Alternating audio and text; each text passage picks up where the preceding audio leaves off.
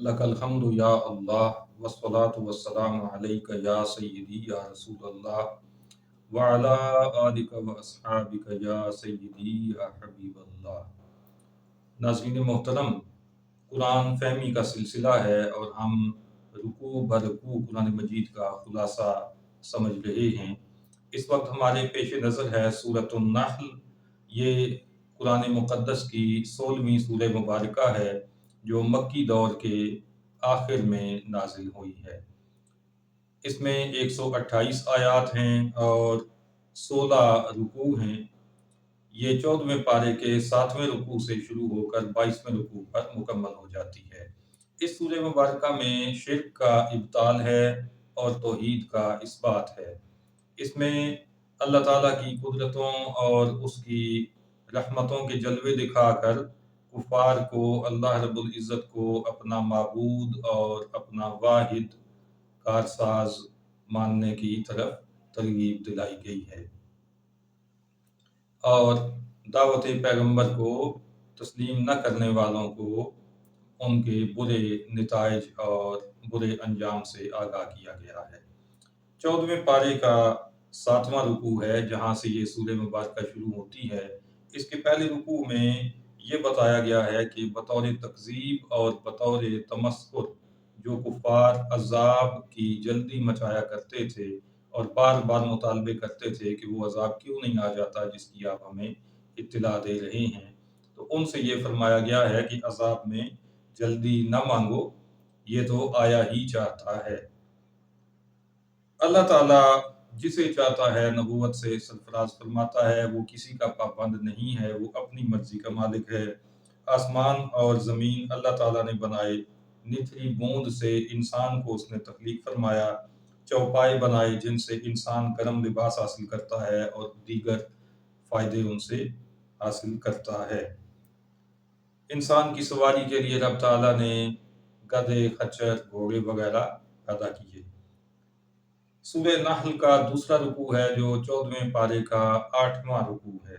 इसमें ये बताया गया है कि अल्लाह ताला ने आसमान से पानी उतारा, उससे दरख्त उगाए जिनसे जानवर चराए जाते हैं और जैतून, खजूर, अंगूर समेत मुख्तलिफ किस्म के फल रब ताला ने पैदा किए। रात, दिन, सूरज, चाँद और सितारों को उसने मुसख्खर किया, दरिया को मुसख्खर किया जिसमें से तुम गोश्त हासिल करके खाते हो और हीरे जवाहरात वगैरह उसमें से निकालते हो। अल्लाह ताला ने ज़मीन पर लंगर डाले ताकि वो तुम्हें लेकर न कांपे और नदियाँ और रास्ते बनाए हैं ताकि तुम राह पाओ। जब अल्लाह ताला इस कदर कुदरतों का मालिक है, हर चीज़ उसकी तख्लीक है, तो बुत उसके बराबर क्यों कर हो सकते हैं? इसलिए कि बुत तो कुछ भी पैदा नहीं करते, वो तो बेजान हैं, बिल्कुल मुर्दा हैं, बेखबर हैं। तो उस उनको रब के मुकाबले पर माबूद मानना ये किस तरह रवा हो सकता है? तीसरा रुकू है सूरतुन नहल का। इसमें ये इरशाद फरमाया है कि तुम्हारा माबूद एक माबूद है और मगरूरों के दिल उसे मानने से इनकार कर रहे हैं जबकि वो मगरूरों को पसंद नहीं करता। कुरान मजीद को किस्से कहानियाँ कहते हैं कुफार, तो रब ताला ने फरमाया कि क़यामत के दिन ये अपने और जिन्हें अपनी जहालत से इन्होंने गुमराह किया उनके बोझ उठाए हुए होंगे। चौथा रुकू सूरतुन नहल का जो 14वें पारे का 10वां रुकू है, इसमें ये बताया गया है कि अंबियाए किराम से मक्र करने वालों के मक्र अल्लाह ताला ने उन पर उलट दिए और वहाँ से उन पर अज़ाब आया जहाँ से उनको तवक्को न थी और उनको खबर न थी। रोज़े क़यामत अल्लाह उन्हें रुसवा करेगा। मरते वक्त अपनी कुफरियात से इनकार करेंगे जबकि फरिश्ते ये कहेंगे कि अल्लाह तुम्हारे को तक खूब जानता है। मगरूरों को हमेशा के लिए जहन्नुम में दाखिल किया जाएगा जबकि परहेजगारों के लिए जन्नत है, बागात हैं, उनके नीचे नहरें रवां हैं और वहाँ पे वो जो चाहेंगे उनको दिया जाएगा। जब अहले ईमान की परहेजगारों की जान निकाली जाती है तो फरिश्ते उनको सलाम करते हैं और कहते हैं कि जन्नत में जाओ, बदला अपने किए का। इसी रुकू में ये बताया गया कि कुफार کیا اس انتظار میں ہیں کہ فرشتے ان پر نازل ہوں، یا اس انتظار میں ہیں کہ عذاب آئے تو اسے دیکھ کر وہ حق کو اپنائیں گے؟ اگلوں نے بھی ایسا ہی کیا تھا، تو اس عذاب نے انہیں گھیر لیا جس کا وہ تمسخر اڑایا کرتے تھے۔ سورۃ النحل کا 5واں رکوع ہے۔ اس میں یہ بتایا گیا کہ مشرکین نے یہ کہا کہ اللہ چاہتا تو ہم اور ہمارے آبا اللہ کے سوا کسی کو نہ پوچھتے۔ اگلوں نے بھی اسی طرح کی باتیں کی تھیں، حالانکہ انہوں نے رسولوں کا انکار کیا، اور رسولوں پر تو فقط پہنچا دینا ہے اللہ کے پیغام کو۔ ہر امت میں سے اللہ رب العزت نے رسول بھیجا، اور اس نے یہ دعوت دی کہ اللہ کی عبادت کرو۔ کفار کو مخاطب کر کے یہاں پہ فرمایا گیا ہے کہ ذرا زمین میں چل پھر کر دیکھو کہ جھٹلانے والوں کا اس سے پہلے کیا انجام ہو چکا ہے۔ اللہ تعالیٰ تو ایسی قدرتوں کا مالک ہے کہ وہ جو چاہتا ہے کن کہتا ہے اور وہ ہو جاتا ہے۔ چھٹا رکوع ہے سورۃ النحل کا، یہ 14ویں پارے کا 12واں رکوع ہے۔ اس میں یہ بتایا گیا کہ مہاجرین کو اللہ کی راہ میں اللہ کی خاطر ہجرت کرنے والوں کو رب تعالیٰ دنیا میں اچھی جگہ عطا فرمائے گا، اور آخرت میں بڑا ثواب ان کو دیا جائے گا۔ کفار کا یہ اعتراض تھا کہ بشر کو رسول کیوں بنایا گیا؟ تو رب تعالیٰ نے فرمایا کہ ہم نے تم سے پہلے بھی مرد ہی رسول بنا کر بھیجے ہیں۔ رسولوں سے مکر کرنے والوں کو اللہ چاہے تو زمین میں دسائے، یا وہاں سے ان پر عذاب لے آئے کہ جہاں سے ان کو خبر بھی نہ ہو، یا چلتے پھرتے ان کو پکڑ لے، مگر اللہ تعالیٰ عذاب میں جلدی نہیں کرتا۔ کائنات کی ہر مخلوق اللہ کی بنائی ہوئی ہے، اس کے سامنے جھکتی ہے، اور فرشتے بھی وہی کرتے ہیں جس کا انہیں حکم دیا جاتا ہے۔ سورہ نحل کا 7واں رکوع ہے۔ اس میں یہ ارشاد فرمایا گیا ہے کہ اللہ کو اکیلا معبود مانو اور اس کی فرمان برداری کرو۔ جب تکلیف پہنچتی ہے تو کفار کا وتیرہ یہ ہے کہ وہ اللہ ہی سے پناہ مانگتے ہیں، اور پھر جب اللہ تعالیٰ برائی کو دور فرما دیتا ہے تو دوبارہ اس کے ساتھ شرک کرنے لگ جاتے ہیں۔ اللہ تعالیٰ نے ارشاد فرمایا کہ ہماری دی ہوئی روزی ہے، اور ہمارے دیے ہوئے مال کو تم بتوں پر چڑھاوے چڑھاتے ہو، اپنے لیے بیٹیوں کو ناپسند کرتے ہو، اور اللہ تعالیٰ جو اولاد سے پاک ہے اس کے لیے تم بیٹیوں کا عقیدہ رکھتے ہو۔ یہ کس قدر کم عقلی کی باتیں ہیں۔ 8واں رکوع ہے سورہ نحل کا۔ اس میں ارشاد فرمایا کہ اگر اللہ عذاب میں جلدی فرماتا تو دنیا میں کوئی بھی کافر چلنے والا نہ چھوڑتا، مگر اللہ تعالیٰ مہلت دیتا ہے، وہ ڈھیل دیتا ہے، اور جب وہ مہلت ختم ہوتی ہے تو پھر اللہ تعالیٰ پکڑ لیتا ہے مجرموں کو، اور مقررہ وقت پر ان کو قابو کر لیتا ہے، اور ان کے لیے دردناک عذاب اللہ تعالیٰ نے تیار کیا ہے۔ قرآن مجید ایمان والوں کے لیے رحمت اور ہدایت ہے۔ اے محبوب، آپ پر قرآن مجید اس لیے اتارا کہ لوگ جس بات میں اختلاف کرتے ہیں آپ ان پر وہ معاملہ واضح کر دیں قرآن مجید کی روشنی میں۔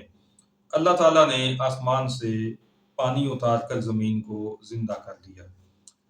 9واں رکوع سورہ نحل کا جو 14ویں پارے کا 15واں رکوع ہے، اس میں یہ فرمایا کہ چوپایوں میں نشانیاں ہیں، ان سے دودھ حاصل ہوتا ہے جو گوبر اور خون کے بیچ میں سے نکل کر آتا ہے۔ کھجور، انگور وغیرہ کے پھل اللہ رب العزت نے پیدا کیے۔ شہد کی مکھی اللہ ہی کے حکم سے پہاڑوں میں گھر بناتی ہے۔ ہر قسم کے پھلوں کا رس چوس کر شہد بناتی ہے جس میں شفا ہے اور تندرستی ہے۔ اللہ نے تمہیں پیدا کیا اور پھر وہی تمہاری روح کو قبض کر کے تمہیں موت عطا فرمائے گا۔ 10ویں رکوع میں یہ ارشاد فرمایا ہے کہ اللہ نے کسی کو غنی کیا تو کسی کو فقیر بنایا، یہ اس کی حکمتیں ہیں۔ تم اپنے غلاموں کو، اپنے ماتحتوں کو اپنا شریک نہیں بناتے، ان کو اپنے ساتھ شراکت نہیں دیتے، لیکن اللہ تعالیٰ کے لیے اس کے بندوں کو، اس کی مخلوق کو اس کا شریک ٹھہرا لیتے ہو، تو یہ کس طرح روا ہے؟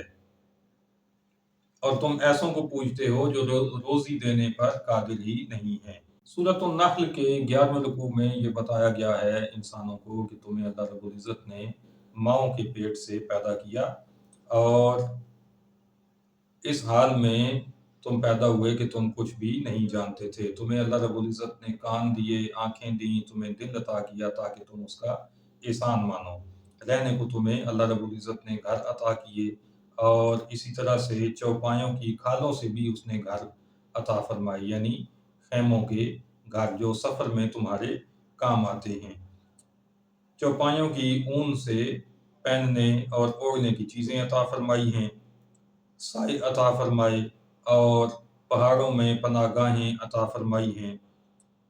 یہ ساری نعمتیں رب تعالیٰ نے عطا فرمائی ہیں، تو اسی کا حکم مانو۔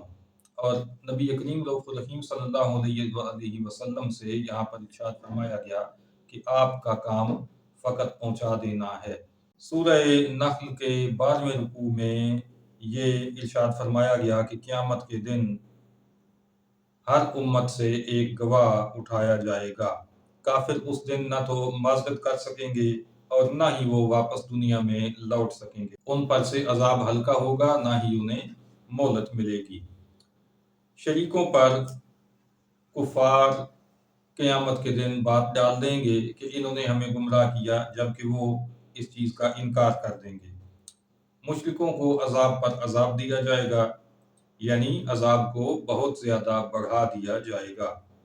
انبیاء قیامت کے دن اپنی اپنی امتوں کے اعمال کی گواہی دیں گے، جبکہ ہمارے آقا و مولا صلی اللہ تعالیٰ علیہ وآلہ وسلم کا مقام اور مرتبہ یہ ہے کہ قرآن مجید نے ارشاد فرمایا وَجِئْنَا بِكَ شَهِيدًا عَلَىٰ هَٰؤُلَاءِ، اے محبوب ان سب پر آپ کو گواہ بنا کر لایا جائے گا۔ تو آقا صلی اللہ علیہ وسلم پچھلی تمام امتوں کے اعمال کی گواہی دیں گے۔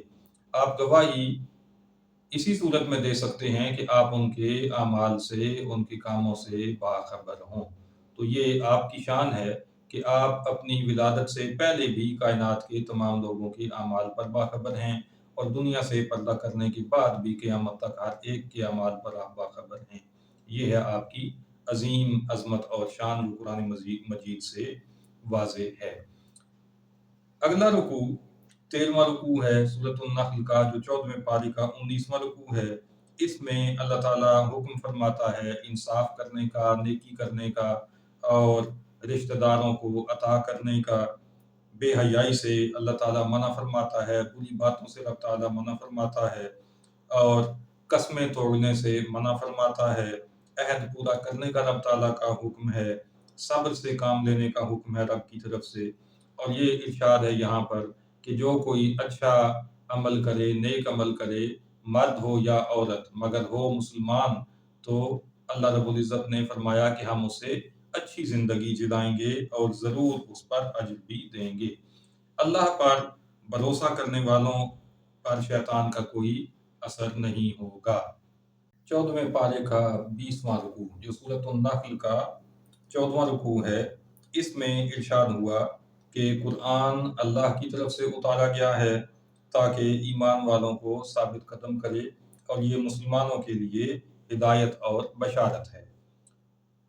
ایمان لا کر ایمان سے منحرف ہو جانے والوں کے بارے میں فرمایا کہ وہ غضب الہی کے سزاوار ہیں اور عذاب عظیم ان کو دیا جائے گا۔ مگر ایسا شخص جو مجبور کر دیا جائے مگر اس کا دل ایمان پر جمع ہوا ہو، تو اگر وہ زبان سے کوئی کلمہ کفر بھی ادا کرے مجبوری میں اپنی جان بچانے کے لیے، تو وہ معذور ہے، اس پر کوئی مواخذہ اور کوئی عذاب نہیں ہوگا۔ اس کے بعد صحابہ کرام کی بڑی عظیم شان یہاں پہ بیان ہوئی۔ فرمایا کہ جو ستائے گئے، جنہیں اذیتیں اور تکلیفیں دی گئیں، پھر انہوں نے ہجرت کی، اس کے بعد انہوں نے اللہ کی راہ میں جہاد کیا، اور پھر ثابت قدم بھی رہے اور صابر بھی رہے، تو اللہ تعالیٰ کو وہ بخشش کرنے والا اور رحم کرنے والا پائیں گے۔ 15ویں رکوع میں یہ بتایا گیا کہ جب ہر کوئی نفسی نفسی کہتا ہوگا، یعنی قیامت کا دن، تو اس وقت ہر جان کو پورا پورا بدلہ دیا جائے گا اور کسی پر بھی ظلم نہیں کیا جائے گا۔ اللہ کی دی ہوئی حلال پاکیزہ روزی کھانے اور اللہ کی نعمتوں کا شکر ادا کرنے کا یہاں پر حکم ہے۔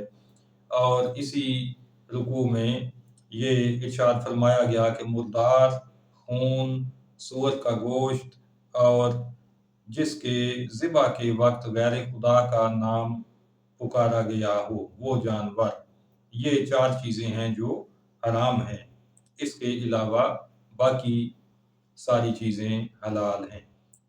کچھ حرام چیزوں کا ذکر اللہ رب العزت نے یہاں پر فرما دیا، اور کچھ چیزیں وہ ہیں جن کو حدیث میں آقا صلی اللہ علیہ وسلم نے حرام قرار دیا۔